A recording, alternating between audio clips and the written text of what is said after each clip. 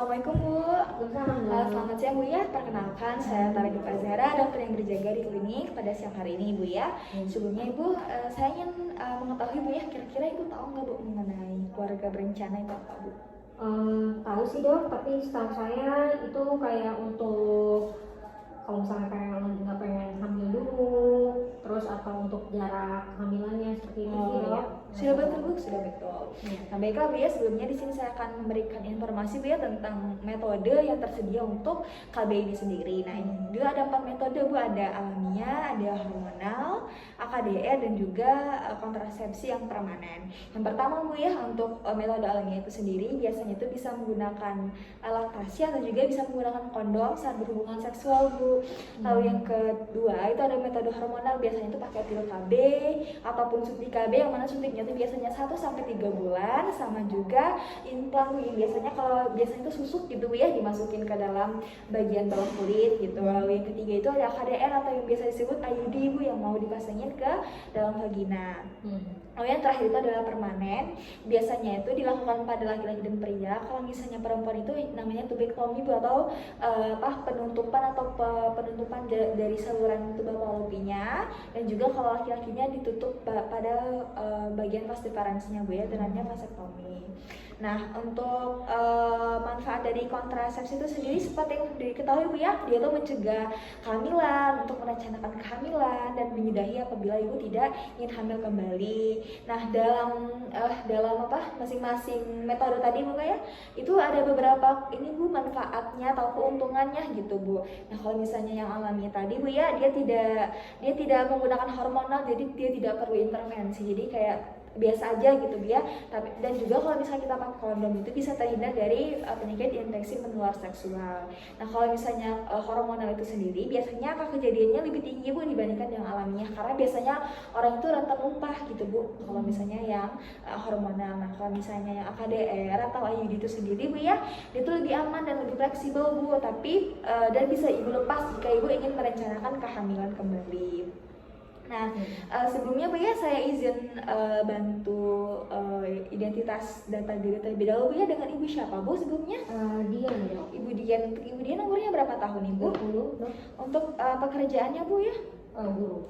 Guru Bu ya. Ya. Kalau punten Bu untuk alamatnya Bu? Ciamplas dok. Ciamplas Bu ya. Baiklah Ibu Dian, tadi kan mau ini Bu ya, di sini kira-kira Ibu menggunakan alat kontrasepsinya dengan tujuan apa Ibu kalau saya boleh tahu? Lagi nggak pengen punya anak lagi sih dok. Lagi pengen menunda dulu Bu ya, menunda punya anak. Baik ya, sebelumnya kan sudah saya jelaskan tadi Bu ya masing-masing keuntungan dari metode-metodenya. Ada metode alamiah, hormonal, IUD dan juga yang tetap tadi. Nah namun selain itu juga pasti ada kerugian Bu yang di sampingnya. Nah kalau misalnya sejauh ini kalau yang alami itu nggak ada kerugian Bu ya, tapi ya mungkin memang tidak terlalu efektif gitu Bu ya kalau misalnya yang alaminya, takut dan juga harus menggunakan kondom gitu Bu setiap ibu akan melakukan hubungan seksual gitu. Nah juga kalau misalnya hormonal tadi Bu ya, itu biasanya memang efektif Bu, namun dia tuh lebih kepada dia tuh biasanya rentan gitu Bu kalau pasien itu, karena pasien itu biasanya lupa Bu ya. Kalau misalnya lupa, jika alat kontrasepsinya itu tidak telat digunakan, misalnya kayak pil tadi Bu atau suntik, kalau lupa itu biasanya angka kejadian hamil itu bakal tetap tinggi, jadi bakal tetap hamil gitu Bu kalau misalnya kita lupa menggunakan hormonal ini. Namun kalau misalnya itu untuk kerugiannya Bu ya, tapi untuk kalau IUD tadi Bu ya, kalau IUD tadi yang paling efektif ya Bu ya, yang saya sudah jelaskan sejauh ini. Akan tetapi biasanya dia tuh mengganggu dari siklus menstruasi ibu Bu, siklus menstruasi ibu, jadi ada perubahan. Namun penggunaannya itu sendiri bisa kurang lebih 5 sampai dengan 10 tahun.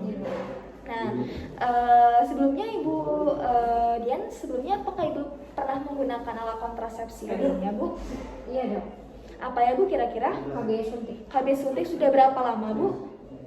Kurang lebih waktu itu sempat 1 tahun lalu. Udah 1 tahun Bu ya. Untuk efek samping yang Ibu rasain kalau misalnya pakai KB itu kenapa Bu ya? Kadang-kadang memang menstruasinya nggak teratur, terus ada peningkatan berat badan juga. Baik Bu ya. Nah, jadi ya untuk ibu Dian tadi kan sebelumnya pakai suntik Bu ya.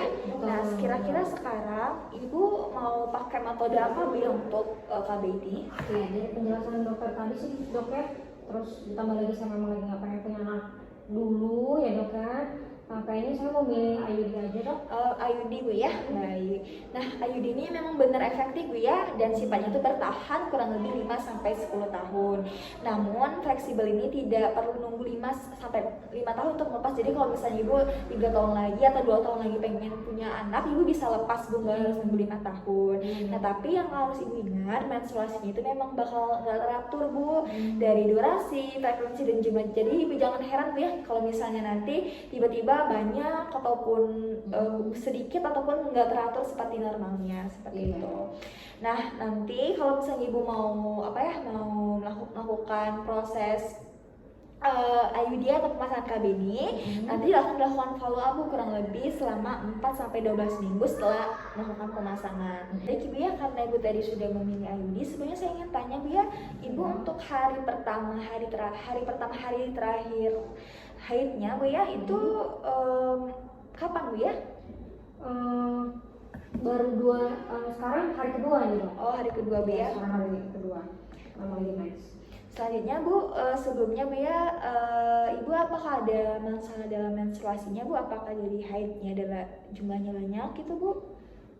Kalau misalnya untuk selama ini sih enggak juga sih dok. Terus juga misalnya lebih dari 8 hari gitu Bu, panjang gitu, satu siklusnya tuh panjang gitu Bu? Enggak dok, Enggak Bu ya. Lalu juga sebenarnya apa ibu ada sakit gitu yang benar-benar sakit pada bagian panggulnya gitu Bu? Enggak sih dok. Enggak ada Bu ya. Baik.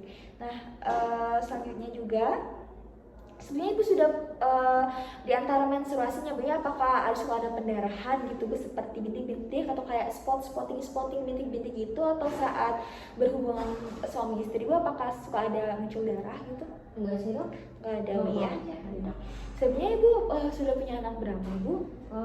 Saya udah punya 2. Udah 2 Bu ya. Terus kemarin kelahirannya normal atau sesar ya Bu? Normal sih dok. Normal Bu ya. Lalu untuk ibu Dian juga, apakah dari riwayat menyusui Bu kurang dari 6 minggu? Ketika sudah melahirkan, apakah ibu langsung menyusui gitu Bu sampai 6 bulan pertama? Iya dok. Baik. Nyusui ya. Sekarang anaknya usianya yang terakhir tuh berapa Bu? Kurang lebih sekitar 1,5 tahun. 1,5 tahun Bu ya. Baik. Punten ya Bu ya, apakah, maaf banget ini Bu ya, apakah ibu berhubungan suami istri dengan pasangan lain selain suami ibu Bu? Enggak sih dok. Enggak Bu ya. Sebelumnya apakah ibu ada keluhan lain Bu, seperti ada nyeri panggul, ada keputihan yang banyak, serta ada bau gitu pada keputihannya gitu Bu, terus ada benjol-benjolan kecil di kemaluan sama sebelumnya, ada nggak Bu? Enggak sih dok, normal Ya. aja sih dok. Lalu sebelumnya Bu, untuk anak ibu ini sendiri, apakah ada riwayat kehamilan di luar kandungan Bu? Enggak sih dok. Baik ya. Lalu suka ada rasa berdebar-debar nggak Bu di jantungnya? Alhamdulillah dok, masih sehat. Baik ya, baik Ibu. Ibu, selanjutnya di sini saya akan selanjutnya di sini saya akan menjelaskan kembali Bu ya. Kan Ibu tadi mau melakukan pemasangan IUD Bu ya. Nah, di sini untuk kelebihannya itu sendiri efektif dan bisa dilepas kapanpun, namun kekurangannya bisa menyebabkan perubahan siklus men. Nah, baik Bu ya, saya tadi sudah menjelaskan sedikit tentang kekurangan dan kelebihan dari IUD. Apakah ada penjelasan yang masih belum dimengerti Bu? Apakah ada yang ditanyakan? Sudah jelas kok. Sudah jelas Bu ya, baiklah. Nah, Ibu sudah tahu belum Bu untuk proses pemasangannya Bu? Belum sih dok. Nah, sebelumnya saya akan jelaskan Bu ya, untuk IUD itu sendiri secara luarnya seperti ini Bu. Itu kira-kira dia tuh bentuknya kayak huruf T Bu ya, karena dia T. Nah, nanti akan dimasukkan ke dalam rahim ibu. Nah, di rahim ibu ini tadi nanti saya akan periksa Bu apakah ada infeksi atau tidak, ada kelainan pada bagian alat kelamin ibu. Nah, sebelumnya juga nanti kita akan punya alat Bu ya untuk mengukur kedalaman dari uterus ibu. Nanti kita akan pasang alatnya dan kita akan masukkan. Nah, terus nanti ada benang Bu untuk memandu jika ingin dilepas. Nah, jika nanti kita juga akan follow up terus Bu ya, apakah akan mengganggu ketidaknyamanan, apakah mengganggu ataupun tidak mengganggu dari kenyamanan Ibu. Nah, setelah memasang IUD nanti Bu ya, di rumah juga nanti kita cek saat Ibu buang air kecil apakah terasa atau tidak benangnya. Jika ada sakit, Ibu bisa follow up saja Bu ya. Bagaimana Ibu? Diana, apakah Ibu setuju, benar-benar sudah setuju untuk melakukan pemasangan IUD ini Bu? Iya, insya Allah setuju. Kalau Ibu benar-benar setuju juga, mangga Ibu bisa menandatangani dari info konsen itu. Baik Bu, mangga Bu ya. Mangga sebelumnya itu nanti Ibu bisa buang air kecil terlebih dahulu Bu ya, buang air kecil terlebih dahulu, dan juga jangan lupa dibersihkan dari bagian genitalnya sambil Ibu ke kamar mandi dan mengosongkan kandungan. Saya untuk akan mempersiapkan alat-alat yang akan saya gunakan. Mangga Bu. Iya, baik, terima kasih Dok. Baiklah, untuk tahap preparation di sini kita pastikan klien telah mengosongkan kandung kemihnya dan mencucinya untuk bagian kelaminnya dan menggunakan sabun. Lalu kita cuci tangan terlebih dahulu menggunakan sabun dan air. Setelah itu kita akan keringkan dengan kain bersih ataupun dengan handuk. Kita bantu klien berbaring di meja pemeriksaan pada posisi litotomi. Ibu, mangga Ibu ya berbaring dengan posisi seperti melahirkan Bu ya. Lalu kita akan palpasi area perut dan periksa nyeri. Kita lihat juga apakah ada benjolan lainnya pada daerah suprapudi. Lalu kita akan preparation of tools and material. Di sini kita siapkan IUD cover T. Di sini kita siapkan hand glove steril. Kita siapkan juga adanya speculum. Di sini kita siapkan speculum, ada antiseptic solution. Kita juga siapkan tenaculum, uterine sound, chlorine solution. Kita siapkan juga gauze, kita siapkan surgical scissor with long handle, juga 0,5% chlorine solution, dan juga kita siapkan medical trash bin di sini. Nah, selanjutnya kita lakukan pelvic examination. Di sini sebelumnya kita akan gunakan terlebih dahulu dari gaunnya.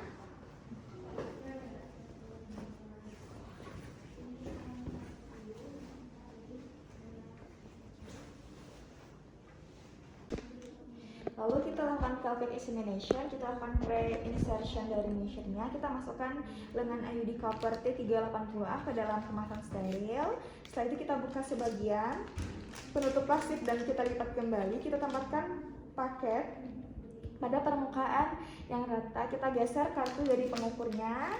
Di sini kita geser kartu pengukur di bawah lengan IUD-nya. Pegang kedua lengan IUD bagian ujungnya dan dorong selang insert sampai ke pangkal lengan sehingga lengan akan terlipat seperti ini. Nah, setelah lengan terlipat hingga menyentuh bagian inserter tabung, tarik tabung inserter di bagian lipatan lengannya, lalu kita angkat tabung penyisip sedikit, dorong dan putar untuk memasukkan lipatan lengan IUD ke dalam tabung inserter. Nah, di sini sudah termasuk. Lalu kita pastikan cincinnya itu sendiri sejajar dengan lengan IUD. Lalu disesuaikan dengan ukuran dari rongga rahimnya. Di sini untuk ukurannya sudah disesuaikan pada pasiennya. Nah, setelah itu di sini kita pastikan alat sungernya menyentuh ujung dari IUD-nya. Di sini menyentuh. Lalu juga KDR siap dimasukkan ke dalam rongga rahim. Lalu kita masukkan IUD insertion. Kita pastikan saat melakukan pemeriksaan dan prosedur harus selalu didampingi alat tenaga medis lainnya. Lalu kita akan gunakan sarung tangan steril. Di sini kita gunakan sarung tangan steril menggunakan teknik hand to hand and gloves to gloves.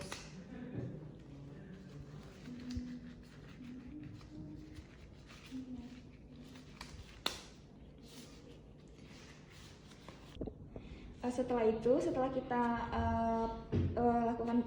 kita mencuci tangan dan menggunakan hand gloves, kita masukkan speculum vaginal untuk melihat cervix. Sebelumnya kita akan lubrikan gel terlebih dahulu. Di sini kita masukkan pasien.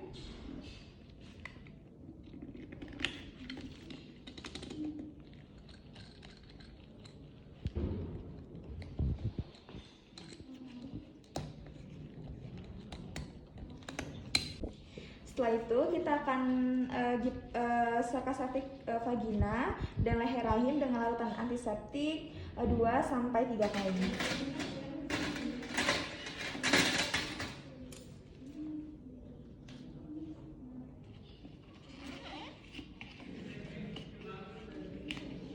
Lalu kita jepit serviks dengan hati-hati dengan tenakulum dengan posisi jam 11. Masukkan serviksnya dengan posisi jam 11. Nah, setelah itu kita akan memasukkan hingga bunyi rahim dan menggunakan teknik no touch, yaitu memasukkan sound dengan hati-hati ke dalam rongga rahim dengan satu entry tanpa menyentuh dinding vagina atau bibir spekulum. Lalu kita akan tentukan dari posisi dan kedalaman rongga rahim, beri tanda kemudian lepas sonde rahim. Nah, lalu kita akan ukur kedalaman kavum uteri pada inserter tuba yang masih dalam kemasan steril dengan menggeser cincin biru dengan tabung inserter di sini. Kemudian kita buka seluruh penutup kemasan plastik. Nah, itu kita geser cincinnya. Nah, lalu kita akan kemudian buka seluruh penutup kemasan plastik. Nah, setelah itu kita lepaskan IUD-nya itu dan dari kemasannya tanpa menyentuh bagian permukaan steril dan berhati-hati untuk mendorong flungernya. Lalu kita pegang tabung dari IUD-nya, kita buka,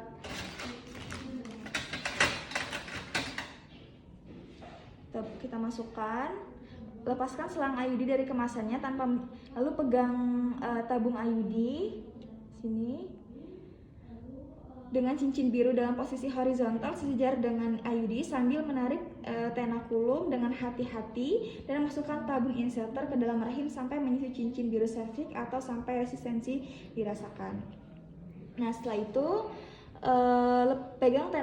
itu kita lepas lengan IUD menggunakan teknik penarikan, yaitu menarik keluarkan inserter tuba ke dasar flunger sambil tetap menahan flungernya. Sini seperti ini. Nah, lalu kita akan keluarkan flunger, lalu inserter tuba didorong kembali ke dalam leher rahim sampai cincin birunya menyentuh leher rahim atau sampai terasa adanya tahanan. Nah, jadi lalu kita lepaskan sebagian inserter tube dan potong tali IUD kira-kira 3-4 cm. Nah, setelah itu ini sudah kita potong. Lalu setelah itu kita akan keluarkan tabung inserter, buang ke tempat sampah yang terkontaminasi, lalu lepaskan tenakulum dengan hati-hati, rendam dalam larutan klorid 0,5%, lalu evaluasi serviks, dan bila perdarahan dari klaim tenakulum, berikan tekanan dengan kain kasar kurang lebih 30-60 detik. Lalu keluarkan spekulum dengan hati-hati, rendam dan larutan klorid 0,5%. Di sini kita rendam larutan. Lalu kita juga lepaskan dari spekulumnya.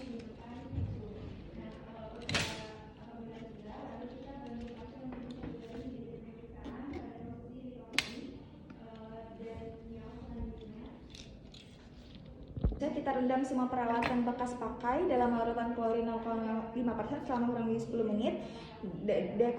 Dekontaminasi, kita buang bahan yang tidak digunakan lagi seperti kain kasar tadi, sarung tangan sekali pakai ke tempat sampah yang disediakan berupa tempat sampah medis. Lalu kita rendam tangan kita yang masih memakai sarung tangan ke dalam klorin 0,5%, larutan buka bagian ke dalam luar dan rendam klorin 0,5% larutan. Lalu kita cuci tangan kembali dengan sabun dan air. Kita pastikan klien tidak mengalami kram yang parah dan amati kurang lebih selama 15 menit sebelum mengizinkan klien untuk pulang.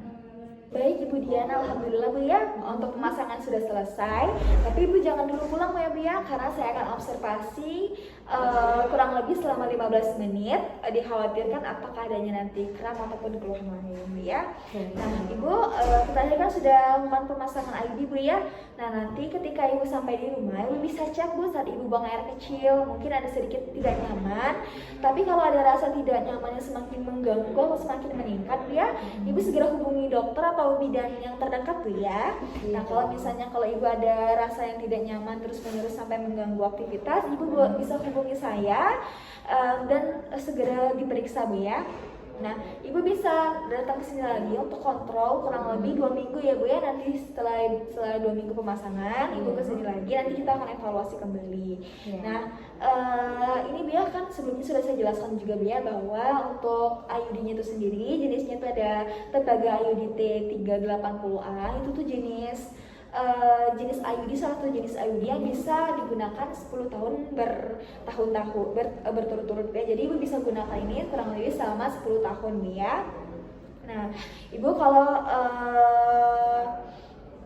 kalau misalnya ada gejala apapun, boleh datang kapanpun Bu ya, jangan ditahan. Lalu tanyakan juga jika ada keluhan yang Ibu rasakan. Nah, terus kalau misalnya Ibu ingin melepas dari IUD-nya, Ibu bisa juga datang ke sini untuk melepaskannya.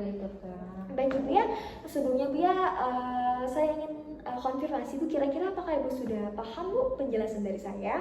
Sudah sangat jelas. Sudah paham Bu ya. Baiklah, kalau misalnya Ibu sudah paham, Bu bisa tolong ulangi lagi Bu penjelasan saya untuk mengkonfirmasi apakah Ibu sudah paham atau tidak? Iya Dok, jadi saya sudah paham ya Dok ya. Tadi kan kalau misalnya IUD dimasukkan alat ya Dok ya, tadi yang berbentuk pack, terus juga itu dia kan kelebihannya bisa digunakan dalam jangka waktu yang panjang. Dan kalau misalnya sekiranya ada gangguan tadi itu, misalnya mendengar keluar segala macam, itu nanti saya perlu untuk konsul ke dokter ataupun bidan terdekat ya. Baiklah, kalau Ibu sudah paham ya, saya tulis rekam medis terlebih dahulu Bu ya kepada Ibu. Dan ini ada kartu IUD-nya Bu ya untuk Ibu. Assalamualaikum Ibu, perkenalkan saya Dr. Rani Azhara, dokter yang berjaga Bu ya. Ini sebelumnya dengan Ibu siapa Bu? Dian. Dengan Ibu Dian Bu ya. Jadi Ibu Dian, kalau boleh tahu tujuan Ibu datang ke sini kenapa Bu ya? Mau lepas IUD-nya Dok. Lepas IUD, kira-kira untuk alasan lepasnya kenapa Bu? Karena saya ada program pengen punya anak lagi sih Dok. Oh baik Bu ya. Baik, kalau kalau misalnya KB-nya atau IUD-nya dilepas Bu ya, setelah programnya selesai, apakah ada rencana untuk memasang KB lagi Bu? Lihat sikon aja sih Dok. Lihat kondisi berarti Bu ya. Baik. Nah, sama seperti pemasangan KB Bu ya, prosesnya tadi mungkin akan pelepas tadi juga mungkin agak kurang nyaman Bu ya. Kan akan ada alat yang akan dimasukkan, terus nanti IUD-nya itu bakal dikeluarkan dari alat kelamin Ibu. Tapi insya Allah Ibu tidak perlu khawatir Bu ya, karena saya akan meminimalisir rasa tidak nyaman tersebut dengan profesional dan mengurangi rasa sakit ataupun rasa tidak nyaman kepada Ibu. Sebenarnya apakah Ibu bersedia Bu ya? Iya, sudah bersedia. Kalau bersedia, Ibu bisa untuk memasukkan kandung kemihnya, dan jangan lupa Ibu untuk bersihkan Bu ya bagian genitalnya menggunakan sabun. Iya, baik Dokter. Terima kasih Dok. Baiklah, di sini kita pastikan klien sudah memasukkan kandung kemihnya dan mencuci kemaluannya menggunakan sabun. Kita cuci tangan terlebih dahulu dengan sabun dan air, lalu kita keringkan dengan kain bersih. Kita bantu pasien untuk berbaring dengan posisi litotomi atau posisi seperti melahirkan. Kita pakai serum tangan yang sudah mengalami tingkat tinggi di inspeksi. Di sini kita menggunakan teknik hand to hand and gloves to gloves.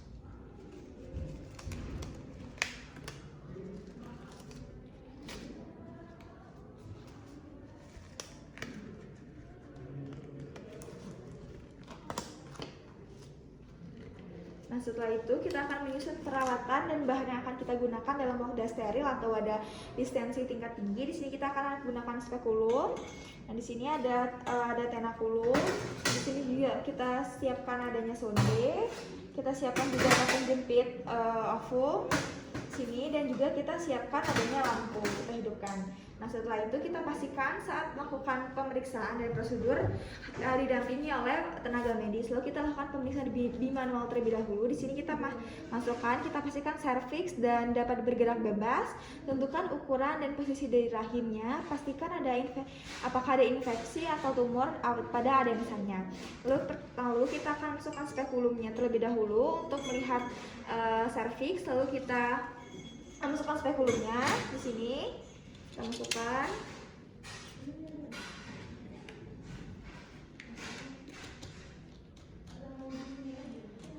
Nah, setelah itu kita akan masukkan vaginanya. Kita bersihkan vagina dan leher rahimnya menggunakan larutan antiseptik 2-3 kali.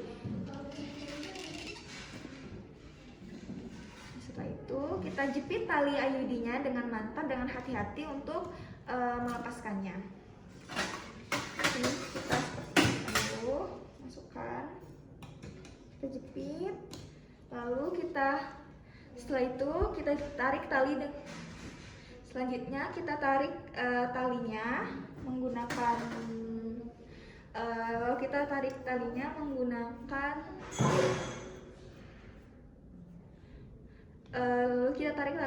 dengan mantap-mantap untuk melepaskan IUD-nya menggunakan clamp of foam.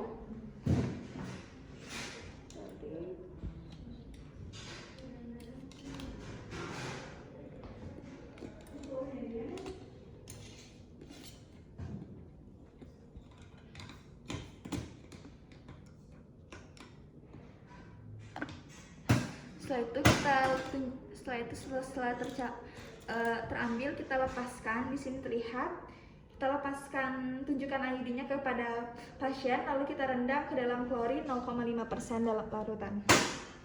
Nah, setelah itu kita lepaskan tenakulumnya, sudah terlepas, dan keluarkan spekulumnya juga dengan hati-hati. Lepaskan. Lalu selanjutnya kita rendam semua peralatan itu pada larutan klorin 0,5% selama kurang lebih 10 menit untuk dekontaminasi. Lalu kita buang bahan yang tidak terpakai seperti kain, kasa, talus tangan steril sekali pakai ke tempat yang disediakan, yaitu tempat sampah medis. Setelah itu kita rendam tangan yang masih memakai sarung tangan tadi ke dalam larutan 0,5% larutan. Buka bagian dalam dan rendam larutan klorin 0,5%. Setelah itu kita cuci tangan dengan sabun dan air. Setelah itu amati klien kurang lebih selama 5 menit sebelum mengizinkan klien untuk pulang. Alhamdulillah Bu ya, kita tadi sudah melepaskan dari KB atau IUD Ibu. Sebelumnya Bu ya, nanti misalkan ada pendarahan yang berkepanjangan atau nyeri di perut Ibu bisa segera kontrol Bu ya ke saya Bu ya. Jadi apakah sebelumnya Ibu sudah paham Bu apa yang sudah saya jelaskan tadi? Sudah Dokter. Sudah paham Bu ya.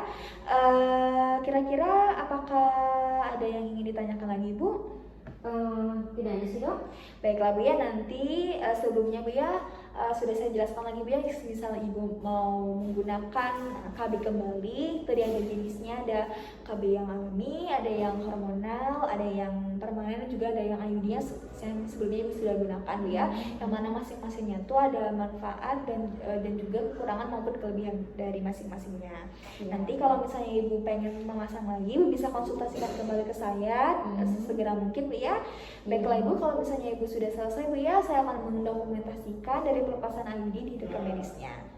Baik Ibu, sudah selesai Bu ya. Terima kasih Bu sudah datang kemari. Baik, hatur nuhun Ibu. Iya, terima kasih Dokter.